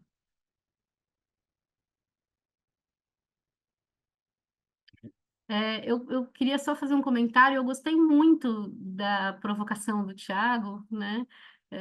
De como a gente pode pensar as marcas subjetivas, né? No corpo, né? Históricas, à luz de é, é, outras histórias, né? Que não são só essas que a psicanálise é herdeira, né? Que tem a ver com uma história mais europeia, né? Que a gente sabe. Eu achei super bonito isso, do nascer nuvem, né? As possibilidades de muitos seres, né? E se ah, e também as produções de sofrimento, né? No contato, por exemplo, como o exemplo que você deu, né, Tiago, das populações ameríndias, de jovens que, enfim, o alto índice de suicídio, né, que você mencionou. O contato da população ameríndia com a civilização ameríndia com a população colonizadora. Eu vou trocar até, né? Nesse sentido de...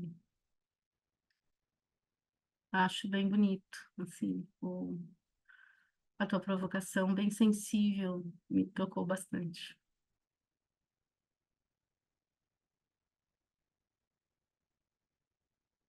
Se você quiser falar um pouquinho mais, eu ia gostar.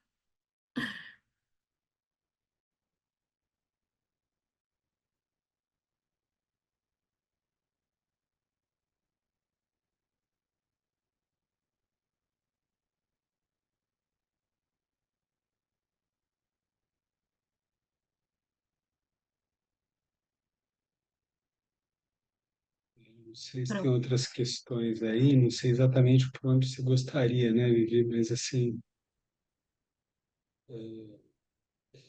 é isso, acho que é um pouco essa problematização, né? A gente tem sido muito provocado, nós psicanalistas, a partir dessas outras frentes, né? Então, agora acho que de uma maneira mais contundente, né, o decolonialismo, provocando a gente o quanto a psicanálise seria conservadora, que Freud era um bom burguês, todos sabemos, mas a teoria do inconsciente como nos permitindo, enfim, problematizar tantas outras coisas. Como isso fica diante das desigualdades estruturais, eu acho que é uma provocação super interessante, como fica o complexo de Édipo, né? É um pouco nesse sentido, né, que foi a questão. E aí me peguei, assim, carregamos marcas corporais que são imaginarizadas, reificadas, e ficam impregnadas nas pessoas, né? Então, lembrando lá do livro da Neuza, né, de Santos, acho que é a Neuza, não, Isildinha, fala da cor do inconsciente, né, a discussão no doutorado dela, o inconsciente tem cor ou não tem cor, e ela defendendo que, enfim, que o trauma, muitas vezes pessoas são traumatizadas em função de experiências estigmatizadoras e que ficam inscritas de algum modo no inconsciente do sujeito. Então, esses lugares cronificados da desigualdade social, produzindo uma amarração nas significações que ficam como desafios para os sujeitos, de alguma maneira, desamarrar essa perspectiva. Então, acho que tem esses campos, né, campos novos e férteis para a gente se rever e problematizar, e acho, enfim, né, que bom que isso provocou, fico muito feliz.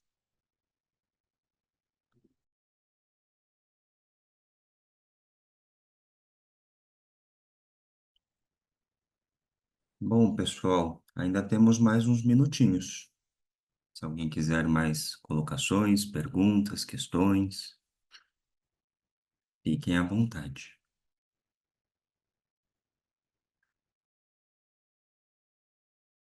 Silene Costa. Oi, gente, boa noite. Gostaria de agradecer aos três convidados aí para esse debate.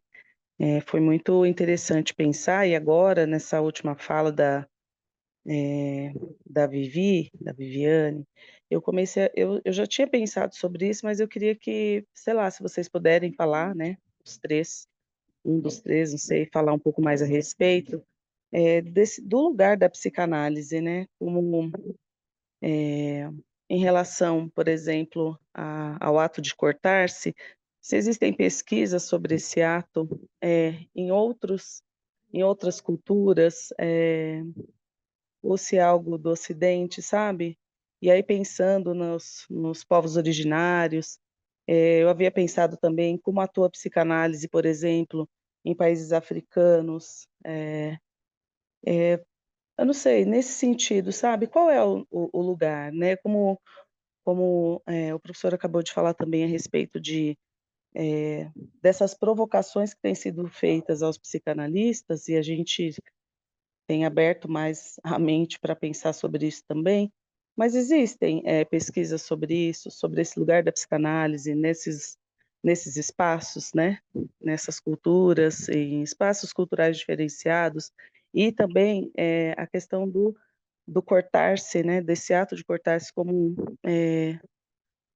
um ato de angústia, se isso aparece, se aparecem pesquisas em outros continentes também. Obrigada, gente. Obrigado, Silene. Eu vou também aproveitar para liberar o microfone do Kleber. A gente já faz um bloco das colocações.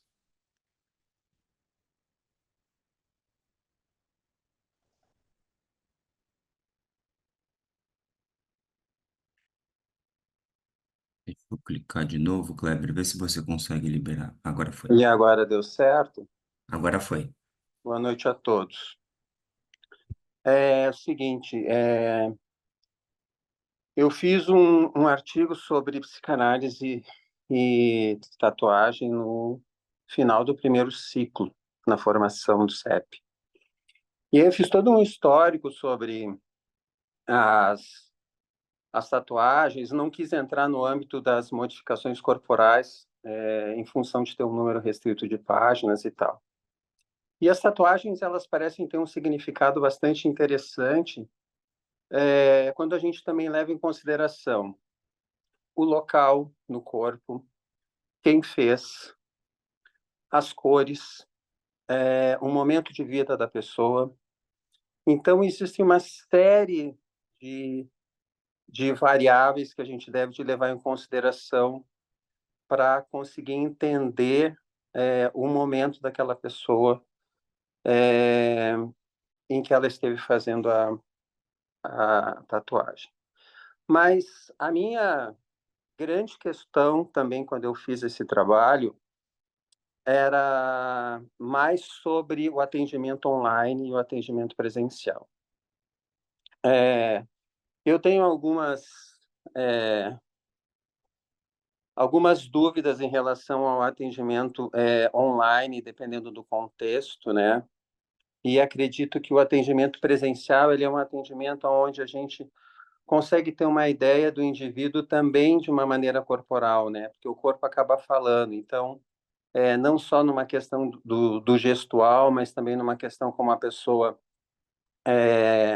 se trata, né? Tem um tratamento visual, aonde ela pega essa tela que ela é completamente nua, né? E começa a inserir nessa tela a impressão de alguns desenhos que eu acredito que para o setting analítico ele é bastante importante, porque talvez eles não falem isoladamente sobre o indivíduo, mas dentro de um contexto, eu acho que eles conseguem nos fornecer algumas informações. E aí eu acho que o atendimento online ele peca um pouco nesse sentido. Eu gostaria de saber de vocês o que vocês acreditam, se vocês acreditam que o atendimento online, o personalizado e o presencial, desculpa, faz diferença quando a gente tenta fazer alguma leitura do que tem impresso no corpo desse indivíduo.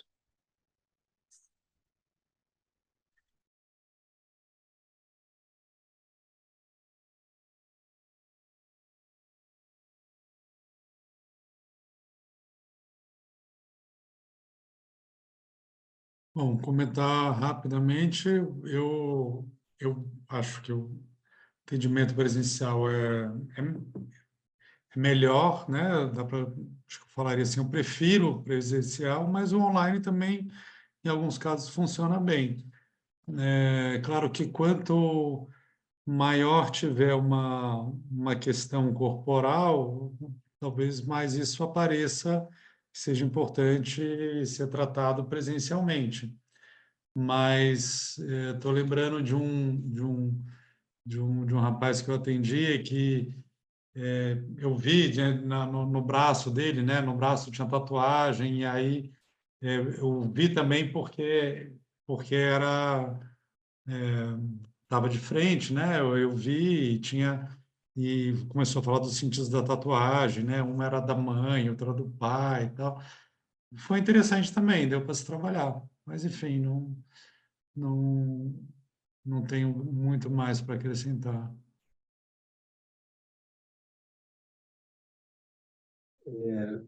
Lene, sobre a questão da psicanálise e dos contextos, me falta um pouco de bagagem para poder dar um panorama aí mais amplo, mas o que qual é o nome daquela? A psicanalista francesa, a Rodinesco, né, comenta que faz sentido é que a psicanálise ela depende de um espaço, algo, vou colocar um certo jargão, em bastante uso atualmente, um espaço, algo democrático que permita se experimentar alguma circulação da palavra para que a psicanálise possa estar ali circulando, né? Então, a gente sabe quanto teve de cerceamento à prática psicanalítica e o estudo psicanalítico em organizações sociais menos democráticas, ou, enfim, mais totalitárias. Então, temos aí um indicador, né? E o pouco trabalho que eu conheço sobre África, por exemplo, vai fazer uma tentativa de estabelecer diálogo, sim, com referências simbólicas muito díspares, mas é muito na condição de estrangeiros, né? Então tem aquele livro célebre, o Édipo Africano, né? Um casal de psicanalistas que vão trabalhar lá na África e estudam trabalham com alguns casos de dissociação psíquica grave e faz um estudo maravilhoso, um mergulho tremendo, né, sobre a psicose lá tal como estava constituída, procurando construir alguma elaboração a respeito daquelas formulações num diálogo condescendente, não querendo impor a sua teoria, mas tentando fazer diálogo tentando entender as referências próprias ali daquele universo. Então, a gente tem outros espaços, a gente sabe que a psicanálise, né, vem sendo questionada ali no universo europeu, em alguns espaços, enfim, na sua prática, vem reduzindo o tanto da sua prática, ainda que a produção teórica possa continuar bastante forte, e é em países latinos que ela mantém uma maior vitalidade, né? Então, isso acho que é sugestivo para a gente pensar, né? Que curioso esses caminhos, né? Que a psicanálise vai aí adquirindo, né? Mas acho que fica muito longe aí de poder responder com um pouco mais de consistência a tua pergunta, que vai bem mais aí adiante disso. Nádia? Eu não sei se os colegas gostariam ainda, né? É, Viviana quer comentar ou posso passar para a Nádia? Pode passar para a Nádia. Tá bem. Pessoal, a gente está caminhando então para os 10 minutinhos finais. Acho que então a colocação da Nádia fica como uma das últimas aí. Nádia, perdão, eu fui liberar seu microfone e acabei mutando de novo. Agora foi. Obrigada. Foi mal. Bom, a minha pergunta é mais direcionada para a Viviana, mas se os outros quiserem também contribuir, agradeço muito. Quando você disse que a angústia, né, ela vem como um efeito e vem para causar. É justamente isso mesmo. Eu atendo num projeto social com adolescentes e isso está parecendo tanto. E como eu sou uma analista iniciante, tenho um ano só de clínica e a gente vai para um projeto social achando que vai conseguir ali, né, ter uma iniciação, mas é uma paulada atrás da outra, né? Então, às vezes, a gente se vê também nessa posição de angústia, tendo que lidar com essa situação que está cada vez mais presente, né, na clínica, e falta para a gente ainda essa bagagem, né? Mas a pergunta é mais assim: você disse que na passagem ao ato há uma queda do sujeito. E essa queda, ela é realmente muito violenta, assim. e geralmente vem marcada cheia de resistências, ela não é explícita na análise, é difícil para a gente acessar esse lugar. Eu vou pedir assim, uma dica de manejo, assim, como que a gente traz esse sujeito novamente, como é que a gente levanta esse sujeito? Se tem alguma coisa que a gente possa furar um pouco essa barreira, sabe? Porque depois dessa queda é muito complicado a volta a falar sobre isso. E também pegando uma fala aí, falando sobre a parte do online, muitas vezes a gente também não tem acesso a isso. Então, para aparecer esse assunto, às vezes vem de uma maneira bem violenta, assim, sabe? Então, eu queria, sei lá, para fechar assim, uma dica de manejo nessa situação. Obrigada. É, os colegas estão lendo porque eles sabem o enrosco que você me meteu.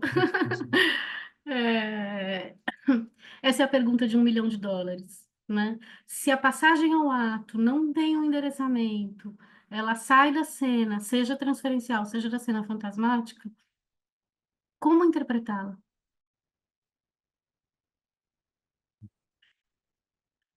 Não, até às vezes é desindicado interpretar, né? Talvez algo muito mais de uma construção de uma narrativa, mesmo que fale de outra coisa, sabe? E tomando a sopa pelas bordas, assim, para refazer essa borda de novo, né? Muita delicadeza, né? E acho que você trouxe um ponto que não está diretamente no meu trabalho, mas eu fiquei feliz de ouvir você falar, né? Que é a angústia do analista, né? O quanto que a gente, do começo ao fim, eu não cheguei no fim ainda, digo, do fim da vida, né? Porque diz que analista não se aposenta, morre. É, ah, até agora eu acho que assim, a poltrona do analista não é confortável. Seja um analista orientado pela psicanálise, trabalhando numa instituição, enfim, que eu acho que tem outros desafios, tem mais ruído, né? Até por conta das demandas institucionais, dos cruzamentos, às vezes transferenciais e tal, da instituição.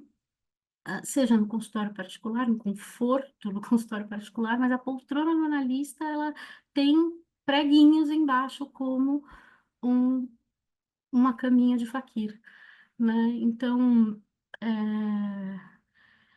eu desconfio de quem se sente confortável nesse lugar, nessa posição de analista.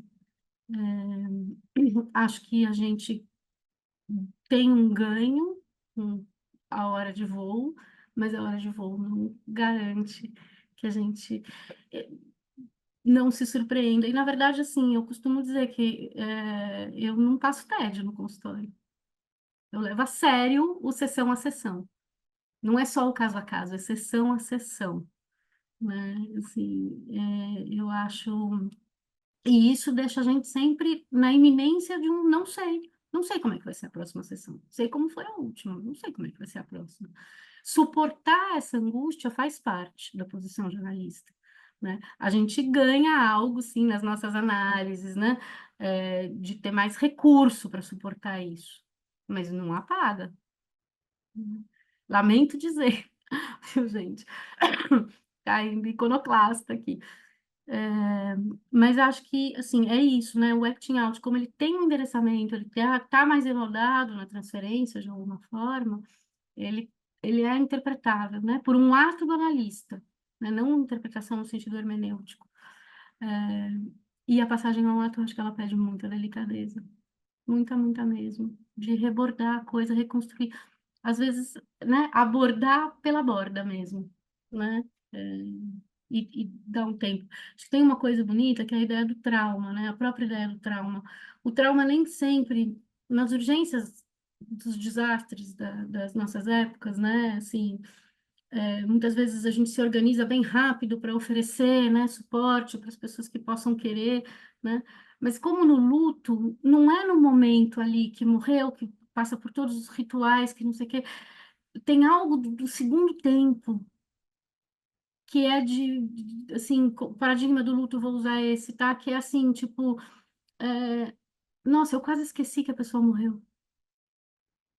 Eu me lembrei dela agora e aí me lembrei que morreu, né? Eu tô aqui vivendo meu cotidiano e eu me lembrei que há um mês atrás, né, não tinha caído uma bomba do lado de casa, né? Enfim, e quando a gente pensa em situações de guerra constante, aí a coisa é bem grave, bem grave, né?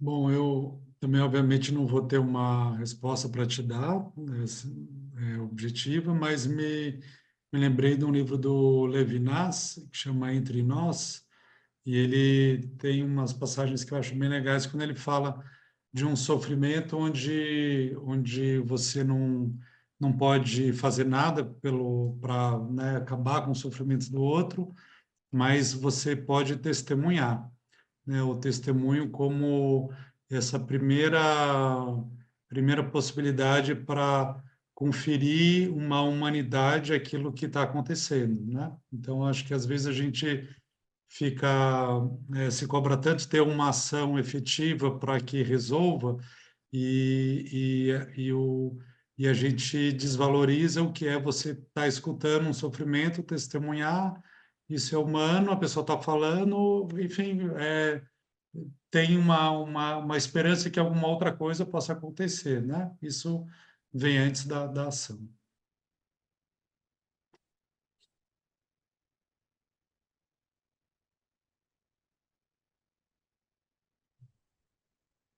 E talvez esse eixo seja válido, né? Não só para esses casos, né, de queda específica, a gente pensar nas atrocidades sociais mais amplas que a gente vem enfrentando, né?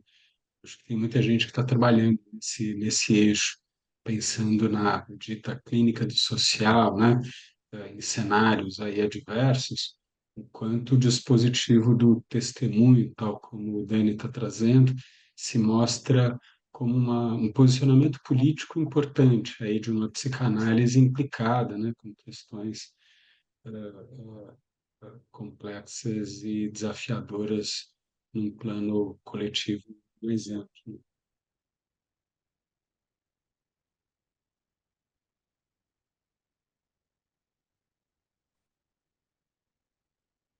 Bem, pessoal, acho que ficamos por aqui então, né?